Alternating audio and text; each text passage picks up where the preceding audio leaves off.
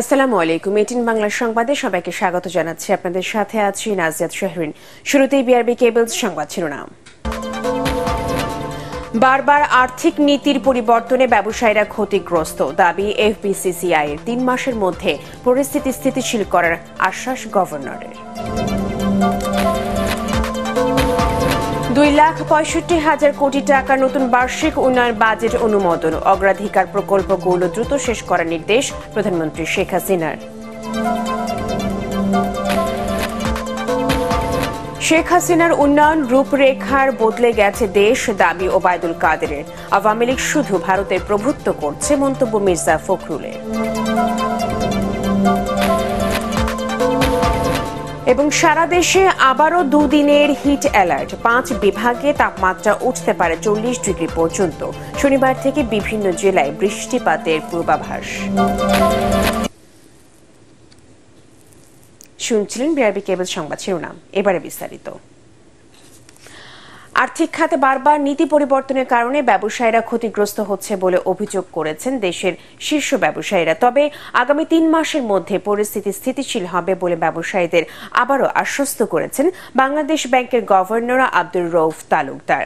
ডিসেম্বরের মধ্যে রিজার্ভ সমস্যা সমাধান হবে বলেও দাবি করেন তিনি। তার কথায় আস্থা রাখতে চান ব্যবসায়ীরা। বিস্তারিত ফজলে রাব্বির রিপোর্টে। বর্তমানে সুদহার বাজারে ছেড়ে দেওয়া নিয়ে সংশয় রয়েছেন ব্যবসায়ীরা। সেই সঙ্গে ব্যাংক খাতের দুর্বল অবস্থা নিয়েও চিন্তিত তারা। এমন পরিস্থিতিতে ব্যাংক খাতের সার্বিক পরিস্থিতি নিয়ে বৃহস্পতিবার বাংলাদেশ ব্যাংকের গভর্নরের সঙ্গে বৈঠকে বসেন দেশের শীর্ষ ব্যবসায়ীরা। বৈঠকে দেশের সার্বিক অর্থনীতি, ব্যাংক খাত, সুদহার, বৈদেশিক মুদ্রার রিজার্ভ ও ডলার রেট নিয়ে কথা হয়েছে বলে জানিয়েছেন ব্যবসায়ী সংগঠনগুলোর প্রতিনিধিরা। এ সময় উষ্মা প্রকাশ করেন ইকোনমিক জোনগুলোর বাইরে শিল্প স্থাপনে নিষেধাজ্ঞা আরোপের। ডলারের যেটা 117 টাকা রেট করেছে, আমরা বলেছি সেটা যেন 117 টাকায় থাকে।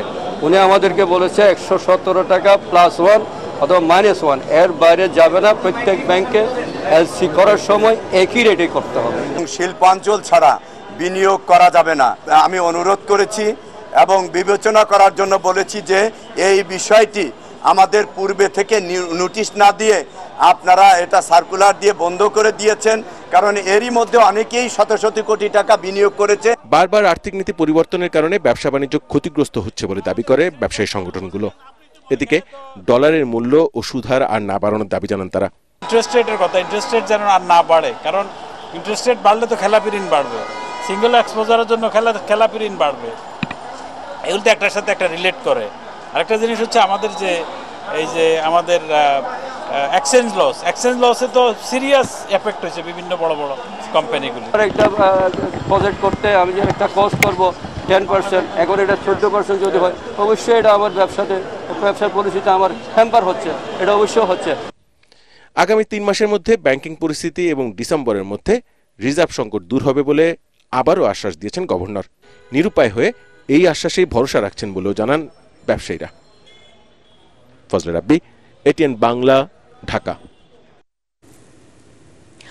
চলমান অর্থনৈতিক নানা চাপের কারণে বরাদ্দ বেশি না বাড়িয়ে আগামী অর্থবছরের জন্য 2,65,000 কোটি টাকার বার্ষিক উন্নয়ন কর্মসূচি এডিপি অনুমোদন দিয়েছে জাতীয় অর্থনৈতিক পরিষদ NEC।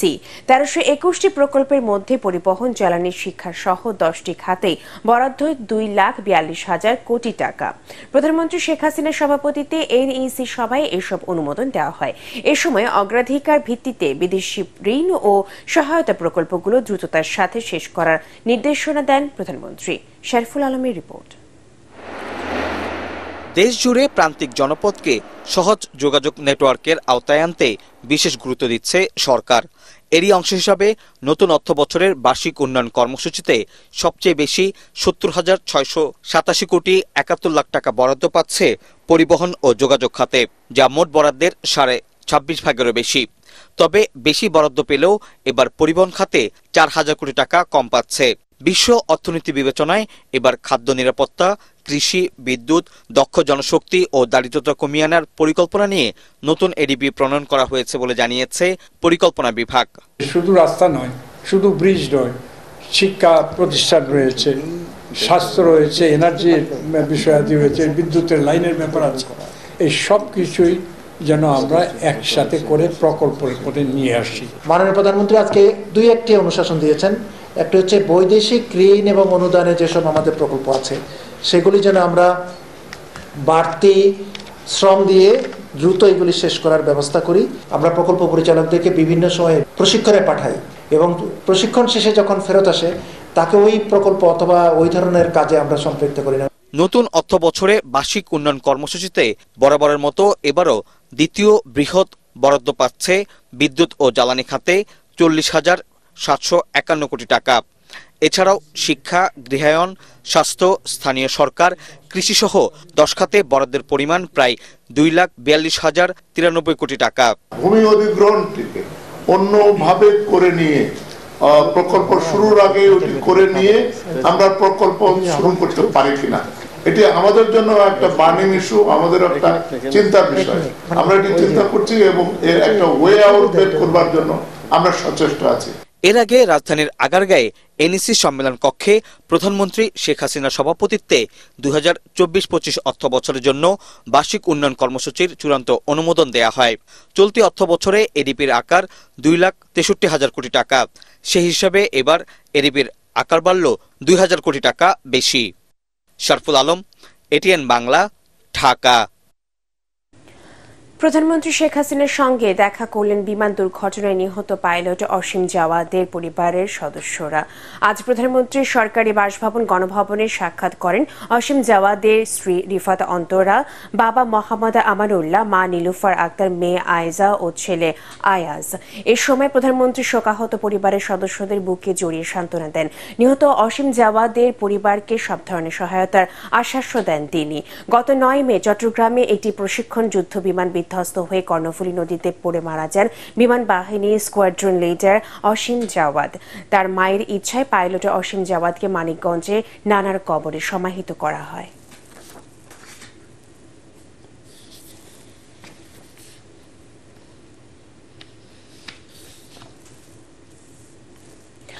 বাংলাদেশের বিষয়ে যুক্তরাষ্ট্রের অবস্থান পরিষ্কার করেছেন দেশটির সহকারী পররাষ্ট্রমন্ত্রী ডোনাল্ড লু।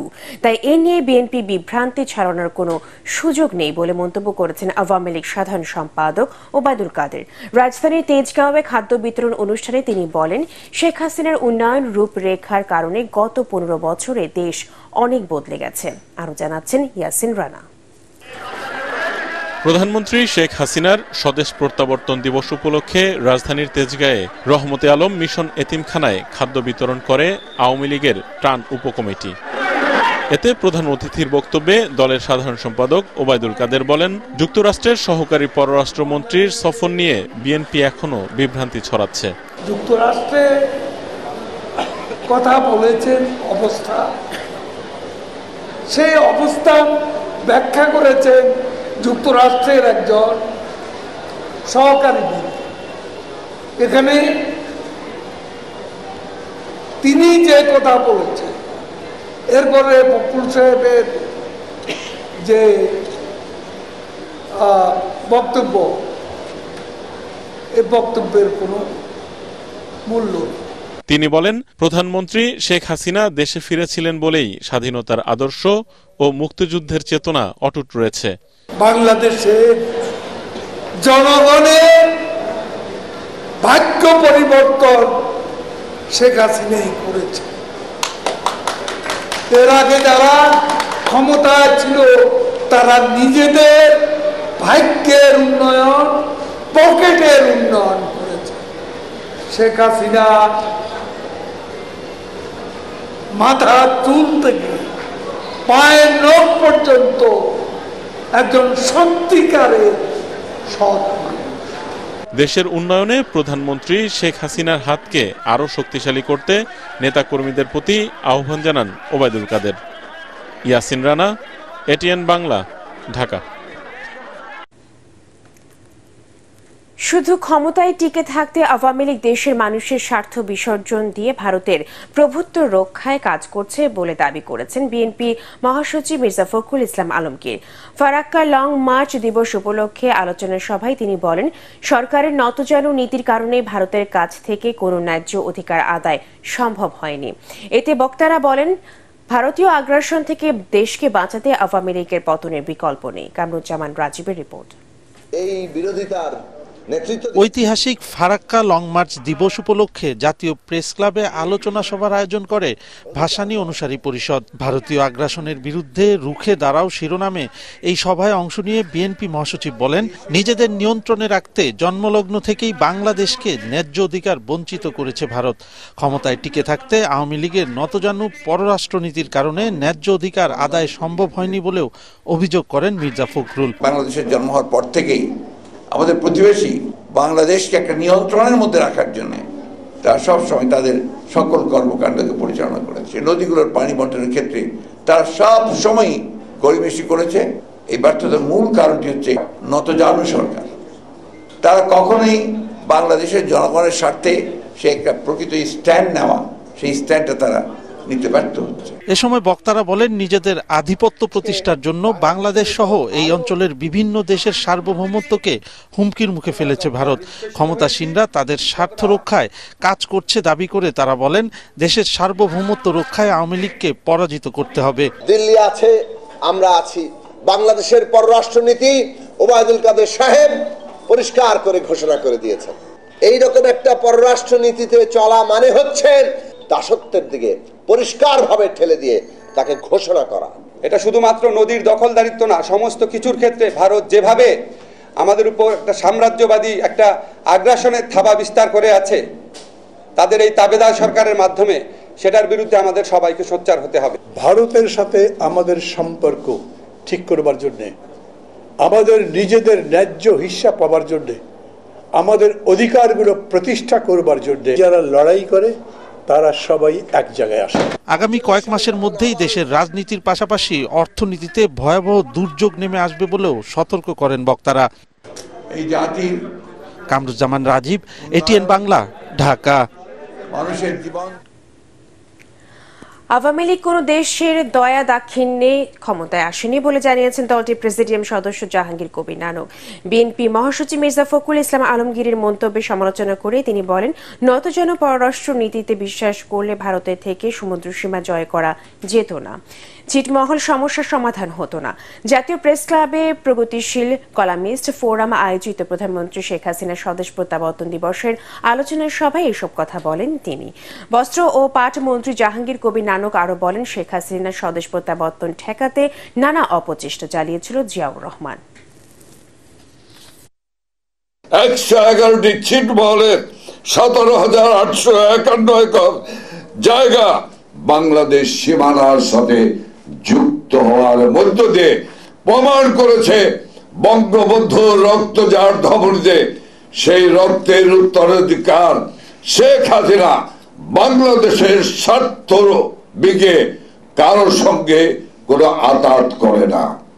কাজী মির্জা ফখরুল ইসলাম আলমগীর সাহেবরা যা বলবেন বুঝে সুঝে বলবেন, ইট্টি মারলে পাটকেলটি খাওয়ার জন্য প্রস্তুত থাকবেন। তাপ প্রবাহের কারণে সারা দেশে আবারও দুদিনের হিট অ্যালার্ট জারি করেছে আবহাওয়া অধিদপ্তর। মে মাসে সূর্যের খাড়া অবস্থানে এবং বৃষ্টি কমে যাওয়ায় তাপমাত্রা সর্বোচ্চ 40 ডিগ্রি পর্যন্ত উঠতে পারে বলে জানিয়েছেন তারা। তবে শনিবার থেকে সারা দেশে বৃষ্টির সম্ভাবনা আছে বলেও জানান আবহাওয়াবিদরা। আদিন সজীবের রিপোর্ট। এপ্রিল ও মে মাসের শুরুতে টানা তাপপ্রবাহে বিপর্যস্ত হয় জনজীবন। 28 এপ্রিল যশোরে দেশের সর্বোচ্চ তাপমাত্রা রেকর্ড করা হয় 42 ডিগ্রি সেলসিয়াস। অবশেষে স্বস্তি নিয়ে আসে কয়েকদিনের বৃষ্টি, এতে কিছুটা কমে তাপমাত্রা। তবে গত দুদিন বৃষ্টি না হওয়ায় আবার বেড়েছে তাপপ্রবাহ। ঢাকা, খুলনা, বরিশাল, রাজশাহী ও রংপুর বিভাগে দেয়া হয়েছে 48 ঘন্টার হিট অ্যালার্ট। আমাদের মাথার উপরে এখন সূর্য অবস্থান করছে, যার কারণে কিন্তু এই সময় তাপমাত্রা অন্যান্য বছরের অন্যান্য সময়ের তুলনায় তাপমাত্রা বেশি থাকে। এই তাপপ্রবাহটা আরও 2 দিন অব্যাহত থাকতে পারে এবং তাপমাত্রা আজকে এবং আগামীকালকেও তাপমাত্রা সামান্য বৃদ্ধি পাওয়ার সম্ভাবনা রয়েছে। অর্থাৎ কোথাও কোথাও কিন্তু দেশের পশ্চিমাঞ্চলে সেটা 40 ডিগ্রি পার হওয়ার সম্ভাবনা রয়েছে। আবহাওয়া অফিস জানিয়েছে 18 তারিখ থেকে সপ্তাহ জুড়ে দেশের বিভিন্ন স্থানে হতে পারে বৃষ্টি। কমবে তাপমাত্রা, দেশের মধ্যাঞ্চল ও উত্তরাঞ্চলে বৃষ্টির সম্ভাবনা বেশি। এবার 18 তারিখের পর যে বৃষ্টির ধারাটা শুরু হবে সেটা আবার এক সপ্তাহ পর্যন্ত বৃষ্টিপাতের সেইটা ধারা অব্যাহত থাকতে পারে। তবে এরপর আবার আমরা পরবর্তী সময় আমরা জানতে পারবো যে মাসের শেষের দিকে কি অবস্থা যাওয়ার সম্ভাবনা রয়েছে। তবে 18 তারিখে দেশের পশ্চিমাংশে কিছুটা অংশে থাকতে পারে, এরপর কিন্তু সেই হিট অ্যালার্টটা থাকবে না আমাদের, কারণ বৃষ্টিপাত শুরু হয়ে যাবে। তবে আবহাওয়াবিদদের মতে এই তাপপ্রবাহ থেকে মুক্তি ও সহনীয় তাপমাত্রার জন্য দেশবাসীকে অপেক্ষা করতে হবে জুনের মাঝামাঝি পর্যন্ত। আদ্দিন সজীব, এটিএন বাংলা, ঢাকা। খুলনার দাকোপে অবহেলিত জনগোষ্ঠীর জীবনমান উন্নয়নে জলবায়ু পরিবর্তন সহনশীল ঘর তৈরি সহ নানা কার্যক্রম চালাচ্ছে আদ্দিন ওয়েলফেয়ার সেন্টার, যা বদলে দিয়েছে স্থানীয় অনেকের জীবনমান। তৈরি হয়েছে কর্মসংস্থান। যশোর থেকে তামান্না ফারজানার পাঠানো তথ্য ও ছবি নিয়ে আরো জানাচ্ছেন আশিকুর রহমান। 1980 সালে প্রতিষ্ঠার পর থেকে হতদরিদ্র ও অবহেলিত মানুষের জন্য বিভিন্ন ধরনের সেবামূলক কাজ করে আসছে আদ্দিন ওয়েলফেয়ার সেন্টার। এবার খুলনার দাকোপ উপজেলার সিডর ও আইলা ক্ষতিগ্রস্ত দরিদ্র জনগোষ্ঠীর জন্য জলবায়ু পরিবর্তন সহনশীল ঘর স্থাপন, বৃক্ষরোপণ, গবাদি পশু পালন সহ বিভিন্ন ধরনের কার্যক্রম বাস্তবায়ন করছে তারা। গ্রিন ক্লাইমেট ফান্ড এবং পল্লী কর্মসহায়ক ফাউন্ডেশনের আর্থিক ও কারিগরি সহযোগিতায় RH এর নামে একটি প্রকল্প বাস্তবায়ন করছে প্রতিষ্ঠানটি। এই উপলক্ষে দাকোপ উপজেলার মুক্তিযোদ্ধা কমপ্লেক্স হলরুমে প্রকল্প অবহিতকরণ কর্মশালার আয়োজন করে আদ্দিন ওয়েলফেয়ার সেন্টার। কর্মশালায় আদ্দিন ওয়েলফেয়ার সেন্টারের পরিচালক ফজলুল হকের সভাপতিত্বে প্রধান অতিথি ছিলেন উপজেলা কৃষি কর্মকর্তা শফিকুল ইসলাম। উপস্থিত ছিলেন আদ্দিন ওয়েলফেয়ার সেন্টারের ডিজিএম শহীদুল ইসলাম, পৌর মেয়র সহ উপজেলার সরকারি কর্মকর্তারা। এই কাজ করার জন্য আমরা আমাদের সংস্থার পক্ষ থেকে আপনাদের সকলের কাছে আমাদের বিনীত অনুরোধ, আপনারা আমাদের সহযোগিতা করবেন, আমাদের সর্বোচ্চটা দিয়ে আমরা চেষ্টা করব। তো যেহেতু সব উপজেলা নিয়ে ইউনিয়ন উপজেলা সব জায়গা নিয়ে কাজ করতেছে, এটা আমার কাছে অনেক ভালো লাগছে এবং আমরা চাই যে আমরা যারা সরকারি দপ্তরগুলো আছি আপনাদের সাথে আগেও ছিলাম, ভবিষ্যতে থাকবো। আমাদের পক্ষ থেকে যত ধরনের সহযোগিতা যা দরকার আমরা আপনাদের করার জন্য প্রস্তুত আছি। দাকোপ উপজেলায় প্রকল্পের কার্যক্রম বাস্তবায়ন করা হবে 2 বছরে। Bureau report, ATN Bangla. Al Arafah Islami bank অর্থ সংবাদ।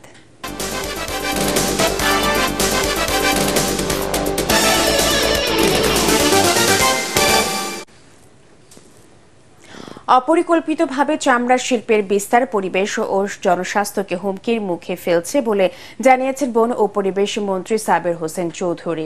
সঠিক ব্যবস্থাপনা ছাড়া ট্যানারি স্থানান্তরকে ভুল সিদ্ধান্ত বলে মন্তব্য করেন তিনি। সন্ধ্যায় রাজধানীতে এক মতবিনিময় সভায় মন্ত্রী এসব কথা বলেন। এ সময় চামড়া শিল্পে অব্যবস্থাপনার চিত্র তুলে ধরে তিনি বলেন, পরিবেশ বান্ধব না হলে চামড়া শিল্প থেকে রপ্তানি আয়ের লক্ষ্যমাত্রা পূরণ সম্ভব নয়। এই খাতকে লাভজনক করতে কেন্দ্রীয় বর্জ্য শোধনাগার বা সিইটিপি নতুন করে তৈরি করার আহ্বান জানান তিনি। শুধুমাত্র দূষণ নয়, টেকনিক্যাল এবং অর্থনৈতিক বিষয়ে নজর দেবার আহ্বান জানান বিশেষজ্ঞরা। I don't want to get ready for 2024. I want to get ready for 2026 or 2027 and I want to get it right. এই শর্ট টার্মিজমে কিন্তু কোনো কিছু হবে না। শিল্পটাকে আমরা কিভাবে লাভজনক করতে পারি এবং সেখানে সরকারের কি ভূমিকা থাকতে পারে এবং প্রযুক্তিগত যে সহায়তা, আমার যে কাঠামো, আমার যে ইনফ্রাস্ট্রাকচার, সেটা যদি থাকে তাহলে কিন্তু সেটা সম্ভব। আন্তর্জাতিক সংবাদ।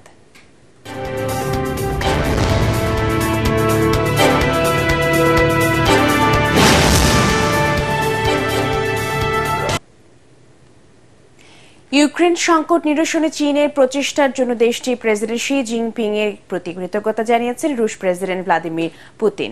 দুদিনের রাষ্ট্রীয় সফরে বেইজিং এ প্রাথমিক বৈঠক শেষে যৌথ সংবাদ সম্মেলন করেন বিশ্ব রাজনীতি প্রভাবশালী এই দুই নেতা।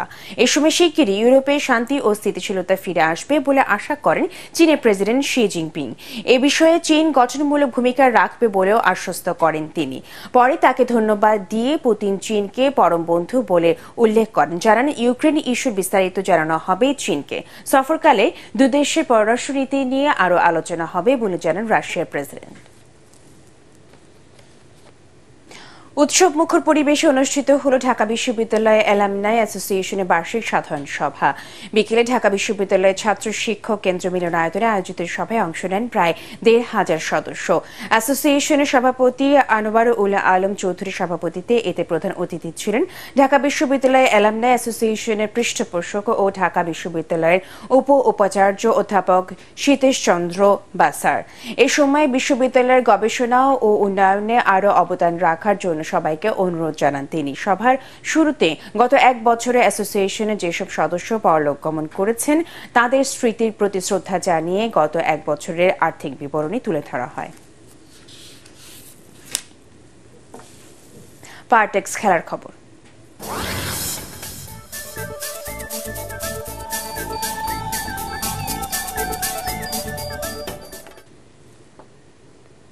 বিশ্বকাপ খেলতে যুক্তরাষ্ট্রের উদ্দেশ্যে বাংলাদেশ ক্রিকেট দল দেশ ছাড়লেও এখনও জার্সি উন্মোচন করেনি ক্রিকেট বোর্ড। এ নিয়ে কোনো সুস্পষ্ট বক্তব্য নেই তাদের। তবে যুক্তরাষ্ট্রের বিপক্ষে প্রস্তুতি ম্যাচের আগেই টাইগারদের হাতে জার্সি পৌঁছে যাবার আশা করছে বিসিবি। বিস্তারিত পরাগ আরমানের রিপোর্টে।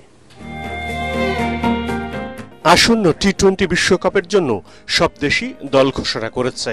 কিছুটা দেরি করেই দল ঘোষণা করে বাংলাদেশ। এরই মধ্যে প্রায় সব দেশ তাদের বিশ্বকাপ জার্সিও উন্মোচন করেছে। ব্যতিক্রম কেবল বাংলাদেশ। দল ঘোষণার মতো জার্সি উন্মোচনেও দীর্ঘসূত্রিতা পেয়ে বসেছে টাইগারদের। বিশ্বকাপের জার্সি উন্মোচনের ঘোষণা আসতে আরও কয়েকদিন লাগতে পারে বলে জানান বিসিবির মিডিয়া কমিটির চেয়ারম্যান তানভীর আহমেদ টিটো। তিনি বলেন, জার্সি উন্মোচন হবে, আলাপ আলোচনা চলছে, ২-১ দিনের মধ্যে সিদ্ধান্ত জানিয়ে দেয়া হবে। অবশ্য ওয়ানডে বিশ্বকাপ খেলতে দেশ ছাড়ার আগে টাইগারদের জার্সি উন্মোচন করা হয়েছিল। টি-20 বিশ্বকাপে সেই ধারা রক্ষা করা যায়নি। তবে এবার হয়েছে আনুষ্ঠানিক ফটো সেশন। বিশ্বকাপ খেলতে ইতিমধ্যেই যুক্তরাষ্ট্রে রওনা দিয়েছে বাংলাদেশ ক্রিকেট দল। প্রস্তুতির অংশ হিসেবে স্বাগতিকদের সঙ্গে ৩ ম্যাচের টি-20 সিরিজ খেলবেন শান্ত সাকিবরা। দল দেশ ছাড়লেও টাইগারদের বিশ্বকাপ জার্সি নিয়ে লুকোচুরির শেষ নেই। আগামী ২ জুন যুক্তরাষ্ট্র এবং ওয়েস্ট ইন্ডিজের মাটিতে বসছে বিশ্বকাপের নবম আসর। ৮ জুন যুক্তরাষ্ট্রের ডালাসে শ্রীলঙ্কার বিপক্ষে ম্যাচ দিয়ে মিশন শুরু হবে বাংলাদেশের। পরাগ আরমান, এটিএন বাংলা, ঢাকা। টাঙ্গাইলে শেষ হলো সেনাবাহিনী জল ক্রীড়া প্রতিযোগিতা সমাপনী ও পুরস্কার বিতরণী অনুষ্ঠান। শহীদ সালাউদ্দিন সেনানিবাসে আয়োজিত প্রতিযোগিতায় প্রধান অতিথি হিসেবে বিজয়ীদের মাঝে পুরস্কার বিতরণ করেন সেনাবাহিনীর adjutant general major general Mohammad Zubayer Salehin. প্রতিযোগিতায় সাঁতার ও ডাইভিংয়ে ১৯ পদাতিক ডিভিশন দল ১৪টি স্বর্ণ, 4টি রৌপ্য ও 9টি ব্রোঞ্জ পদক জিতে চ্যাম্পিয়ন হয়। শ্রেষ্ঠ সাঁতারু নির্বাচিত হন ১৯ পদাতিক ডিভিশনের UP sergeant Faisal Ahmed. Water polo প্রতিযোগিতায় ১৯ পদাতিক ডিভিশন চ্যাম্পিয়ন এবং শ্রেষ্ঠ খেলোয়াড় হন ১১ পদাতিক ডিভিশনের ইউপি ল্যান্স কর্পোরাল রাশিবুল হাসান। অনুষ্ঠানে ঘাটাইলে এরিয়ার ১৯ পদাতিক ডিভিশনের ভারপ্রাপ্ত division commander brigadier general Tarikul Islam উপস্থিত ছিলেন। দেশের ১০৮টি শিক্ষা প্রতিষ্ঠানে অংশগ্রহণে ঢাকা রেসিডেন্সিয়াল মডেল কলেজে শুরু হয়েছে তৃতীয় international games and sports carnival. সকালে প্রতিযোগিতার উদ্বোধন করেন ঢাকা ১৪ আসনের সংসদ সদস্য মাইনুল হোসেন খান। এ সময় উপস্থিত ছিলেন আকিজ গ্রুপের হেড অ্যাসিস্ট্যান্ট জেনারেল ম্যানেজার আজম বিন তারেক এবং রেসিডেন্সিয়াল মডেল কলেজের অধ্যক্ষ ব্রিগেডিয়ার জেনারেল কাজী শামীম ফরহাদ সহ অন্যান্যরা। রোববার যুব ও ক্রীড়ামন্ত্রী নাজবুল হাসান পাপন ৪ দিনের এই স্পোর্টস কার্নিভালের সমাপনী দিনে উপস্থিত থাকবেন।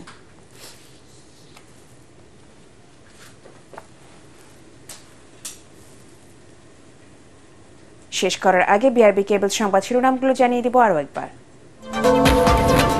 বারবার আর্থিক নীতির পরিবর্তনে ব্যবসায়ীরা ক্ষতিগ্রস্ত, দাবি এফবিসিসিআই এর। ৩ মাসের মধ্যে পরিস্থিতি স্থিতিশীল করার আশ্বাস গভর্নরের। ২,৬৫,০০০ কোটি টাকার নতুন বার্ষিক উন্নয়ন বাজেট অনুমোদন। অগ্রাধিকার প্রকল্পগুলো দ্রুত শেষ করার নির্দেশ প্রধানমন্ত্রী শেখ হাসিনার।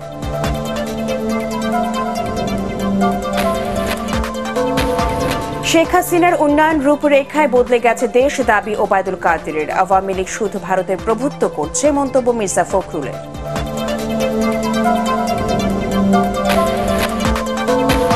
এবং সারা দেশে আবারও 2 দিনের হিট অ্যালার্ট। 5 বিভাগে তাপমাত্রা উঠতে পারে 40 ডিগ্রি পর্যন্ত। শনিবার থেকে বিভিন্ন জেলায় বৃষ্টিপাতের পূর্বাভাস।